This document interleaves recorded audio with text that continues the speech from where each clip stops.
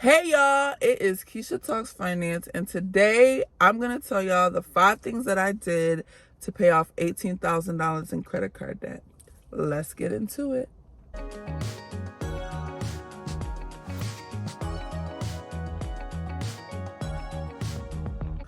All right, first things first. If you don't know how to budget, want to learn how to budget, or if you simply just want some insights on how to get your finances together, honey, click the link in the comments below to purchase my budgeting ebook. Yes, your girl has a ebook available and it's all about budgeting, okay? So click the link, okay, and enjoy. Okay, let me know. All right. So, it's been a little minute since I filmed. So, I'm like, I don't know what to do. All right. So, I wanted to make this video just to touch base, okay? And talk about the things that I did to pay off $18,000 in credit card debt, okay? Specifically credit card debt. All right, so number 1 is create a plan. So the first thing I did was I created a plan, and in that plan involved a budget, obviously. So I'm all about budgeting. I love it. It's the best, okay? But when I created a plan, I wanted to be very detailed in what I wanted to accomplish, okay? So I created a budget. I looked at where I was financially, what was my income at the time, and I started there. I started with whatever I was generating financially at that moment. I created a plan. That was my starting point, okay? And then I said, okay, I want to get this paid off by this time. So the time frame is super important because that helps you determine how aggressive you want to be. So me personally, I decided to take the less aggressive approach because I wanted to enjoy life during the process. I didn't want to, put every single cent towards debt. Yes, it would get paid faster, but for me personally, I wanted to, enjoy things here and there. When you work hard and you're constantly in the hustle and bustle, I feel like if you don't do things that you enjoy, have those self-care moments, it really affects you. So mentally, I wanted to be able to have some wiggle room, okay? And when you're in a debt-free journey, your mental health, okay, is key because it's a stressful process, okay? Money can be stressful to a lot of people. So, and then life hits you all at the same time. So for me, it's important to just maintain my mind while going through this process. Number 2 is what I did was I took advantage of balance transfers. Okay, so fortunately for me, the credit cards that I had them for a while. So I have built up a rapport with these lenders. I had 100% payment history. So I had a great, reliable, credible relationship with lenders. So for me, I was able to get balance promos like pretty much not all the time, but I would get quite a bit of balance transfers offers throughout the year. So what I did was I looked at my balances and I looked at each card that I had and I looked at the balance promotion that they were offering. And what I did was I went with the longest term. I went with a 0 APR, and I think I was charged 3 or 5% fee to transfer the balance. So to me, 3 to 5%, whatever it was during the time, was better than paying I think one of my cards was at like 19%. And then I don't know, the other one was like 20 something. So I paid the one-time fee, I transferred the balances. So now the balance that I had was not accruing, interest. There was no interest being compounded monthly. Okay. So, and then from there, I began to attack, honey. So the terms that I had, I think one of them I had 12-month term and the other one was like 15-month. So I knew I had to get those balances paid off by the end of those terms, or if not, you will be charged the interest for that full amount. So I set up a plan and I said, okay, I have 12 months for this one and I have 15 months for this one.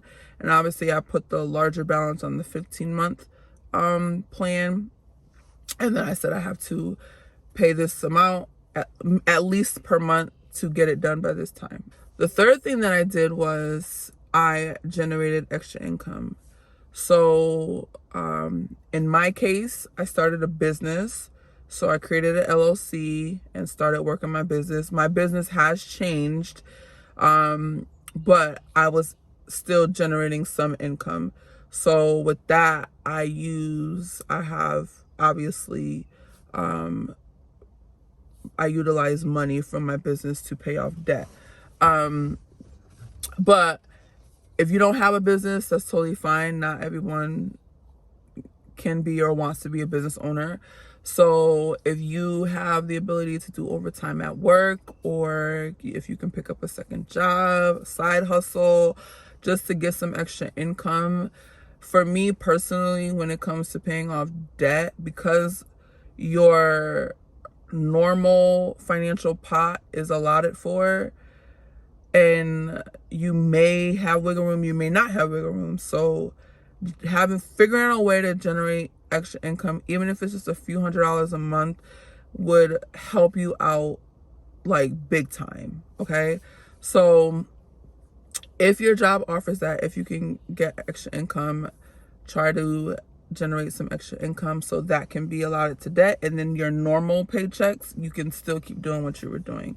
The fourth thing, okay, which I'm sure all of you know, but is sacrifice. So when you're paying off debt, you have to sacrifice something. Unless you have a whole lot of money, but if you did, why would you have the debt if you could just pay it off? So you have to sacrifice.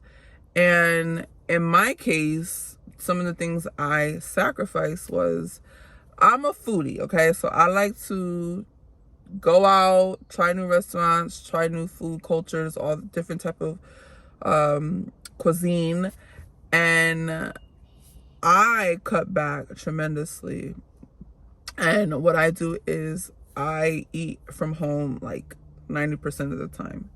So I will, so Monday through Friday at work, I will bring my lunch. I do not eat out. My coworkers be like, oh, we're going to order from here. Do you want to get some? I be like, no, I do not. And so I always bring my lunch to work and I meal prep. So that works for me. And I typically eat the same thing. Now, if you're a person that can't eat the same thing, then it may be a little bit difficult. But for me, I'm able to keep my grocery bill down because I literally have the same few meals that I just rotate each week. I don't get sick of it. So that's what I continue to do to keep my grocery bill down. And then maybe on the weekend, I will go out to dinner with a friend. Or I'll grab something that's quick if I don't feel like eating out, but it's $20 or less than $20, whatever.